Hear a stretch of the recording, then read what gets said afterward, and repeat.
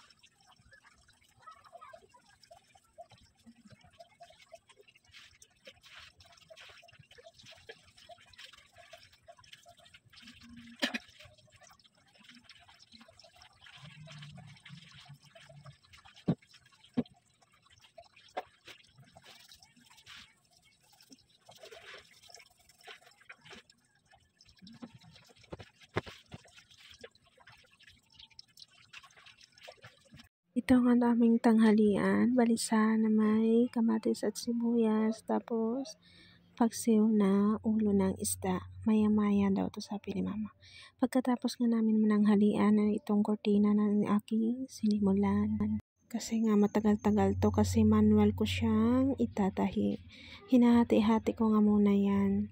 Sinukat ko na sa bintana, sa may pintuan, at yung sa para sa maliit na mesa. At sa aming dining table. Charot, dining daw. Ito ang napili kong kulay red na may touch ng green at saka may white siya. Kasi parang yung mga decoration kasi na iba ay gray ng kulay. Nabili ko pala to sa Lazada guys. 35 per yard lang to. Pero maganda yung quality ng tela. Saka sa tingin ko hindi agad siya ma-fade yung kulay at design. Pahiga-higa lang talaga yan si mama dyan kasi nagpahinga yan. Galing din yan duty sa kusina. Siya ang aking kusinera for today.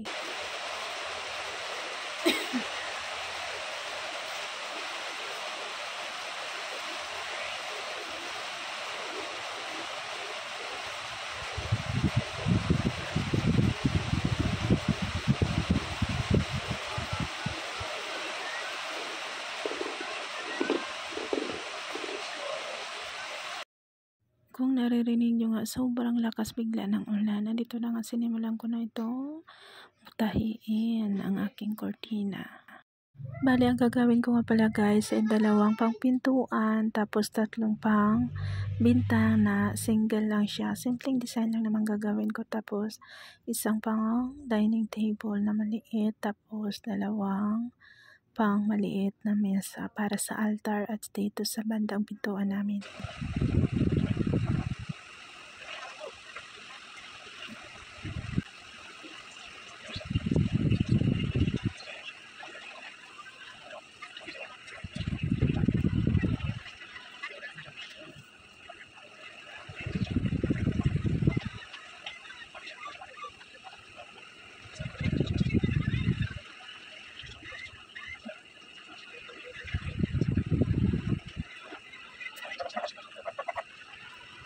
Dito nga ng ating pagtatahi ng kortina. Dito nga sinimulan ko muna dito sa aking tindahan. Naglilista ako ng mga kailangan bayaran. Nagjo-due date na. Oh my God, ayan na si due date. Tapos nga pala guys, naligo na ako nito. Inagahan ko talaga para tuloy-tuloy yung aking trabaho.